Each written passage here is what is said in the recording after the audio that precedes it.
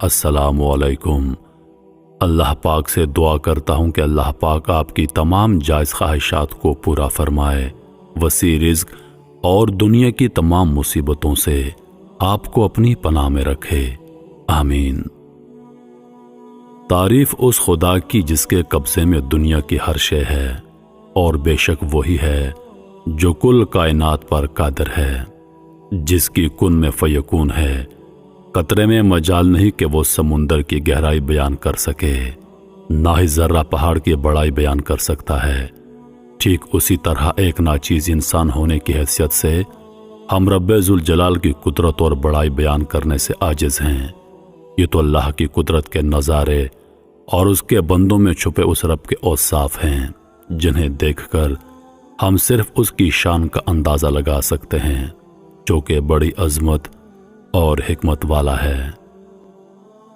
हज़रत हसन बसरी रहमतुल्लाह अलैह फरमाते हैं कि मैं एक मुत्तकी शख्स के जनाजे में शरीक हुआ।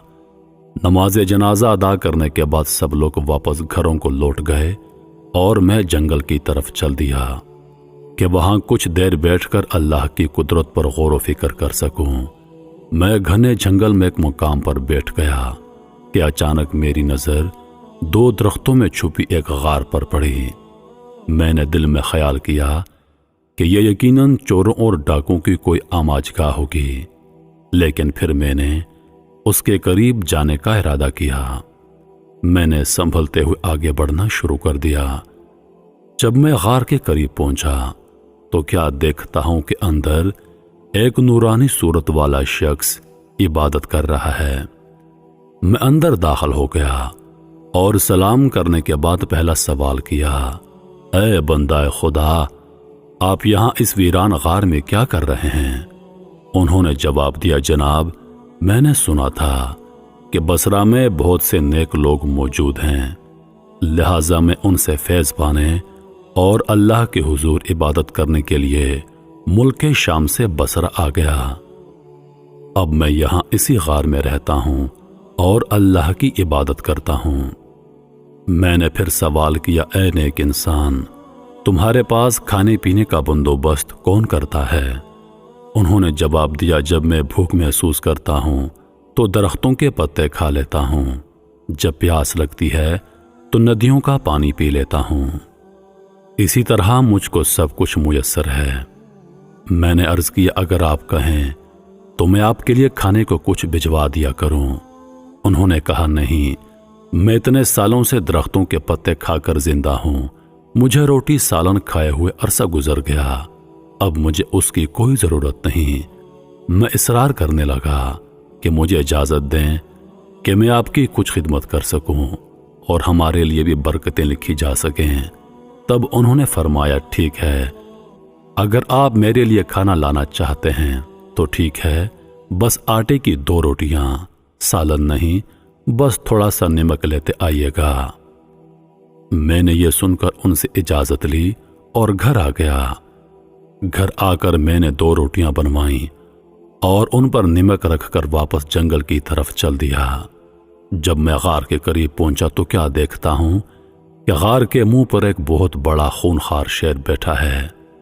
मैं समझ गया कि इस दरिंदे ने उस नेक बंदे को अपनी खुराक बना लिया होगा। मुझे बहुत दुख हुआ, लेकिन फिर भी मैं अपनी तसल्ली की गर्ज से ऊंची जगह पर चढ़ा जहां से गार का अंदरूनी हिस्सा देखा जा सके। जब मैंने अंदर देखा तो मैं बेहद खुश हुआ कि वो नौजवान बिल्कुल ठीक मौजूद था और नमाज अदा कर रहा था। मैंने बआवाज़ बुलंद कहा, ए मेरे भाई, आप इबादत में इतने मसरूफ हैं कि आपको बाहर की दुनिया की कोई खबर नहीं।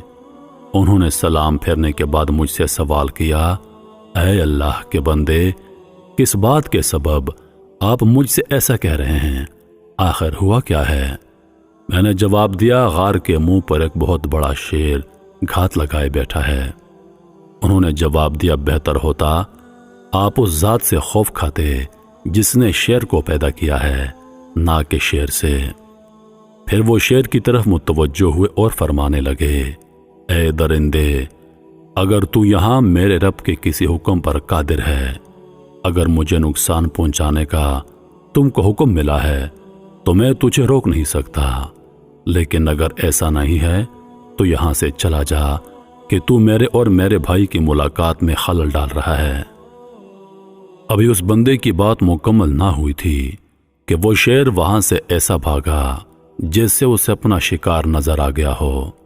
اس کے بعد میں غار میں پہنچا اور ان کے سامنے کھانا پیش کر دیا کہ جو آپ نے فرمایا تھا وہ حاضر ہے۔ میں نے جو کی روٹیاں تھال میں رکھ کر ان کے سامنے پیش کر دیں۔ وہ حسرت بھری نظروں سے انہیں دیکھتے رہے اور روتے رہے، حتیٰ کہ روتے روتے ہچکی بند گئی۔ پھر اللہ کے حضور فرمانے لگے، اے میرے پروردگار، اگر میں نے تیرے حضور کوئی مقام پا لیا ہے تو میری دعا سن لے اور اسی وقت میری روح کو قبض کر لے۔ ابھی اس بندہ خدا کے الفاظ پورے نہ ہوئے تھے کہ اس کی روح قبض ہو گئی۔ میں یہ سب دیکھ کر بہت متاثر ہوا اور رنجیدہ ہو گیا۔ پھر میں شہر واپس آیا اور کچھ نیک بندے اپنے ہمراہ لیے کہ ہم سب مل کر اس دوست کی تدفین کر لیں، اور ایک بار پھر ہم اسی غار میں پہنچے۔ لیکن کیا دیکھتے ہیں کہ وہاں کوئی میت موجود نہ تھی۔ ہم نے ہر جگہ تلاش کیا لیکن ہم کو میت کہیں نہ ملی۔ سبحان اللہ، کیا شان ہے ہمارے رب کی اور اس کے نیک بندوں کی۔ محترم عزیز دوستو، آپ نے کئی مرتبہ سنا ہوگا اور اللہ پاک بار بار فرماتا ہے، حدیث میں بار بار بیان ہوا ہے کہ یہ دنیا کھیل تماشا ہے، یہ دنیا ایک دھوکے کا گھر ہے، یہ دنیا دھوکے کے سوا کچھ نہیں۔ جن لوگوں پر یہ راز آشکار ہو جائے، جو لوگ اس راز کو جان لیتے ہیں، وہ دنیا سے کنارہ کشی اختیار کر لیتے ہیں اور صرف اللہ کی عبادت کو اپنی زندگی کا مقصد بنا لیتے ہیں۔ وہ اس دنیا سے قطع تعلق ہو جاتے ہیں۔ لیکن جن لوگوں کی آنکھوں پر دنیا کے دھوکے کی پٹی بندھی ہوئی ہے، وہ نہیں سمجھتے، وہ اس دنیا کو ہی سب کچھ سمجھ بیٹھے ہیں۔ لیکن میرے عزیز دوستو، بہت جلد اس دنیا کی ہر چیز نے ختم ہو جانا ہے۔ ہماری زندگیوں کے چند سال باقی ہیں، ہم ختم ہو جائیں گے۔ ہم سے پہلے لوگ ختم ہو چکے ہیں اور ہمارے بعد بہت سے لوگ اور ختم ہوں گے۔ یہ سلسلہ قیامت تک جاری رہے گا اور قیامت میں سب کچھ ختم ہو جانا ہے۔ اس کے بعد ہماری ابدی زندگی شروع ہو جائے گی، جو کہ حقیقی زندگی ہے۔ میرے محترم عزیز دوستو، اس دنیا کے دھوکے میں مت پڑیے، اپنی ابدی زندگی کے بارے میں سوچئے، اللہ کی عبادت کو اپنی زندگی کا مقصد بنائیے، کیونکہ اللہ پاک نے ہمیں دنیا میں اسی کے لیے بھیجا ہے کہ ہم اس کی عبادت کریں۔ میں امید کرتا ہوں کہ ویڈیو آپ دوستوں کو پسند آئی ہوگی۔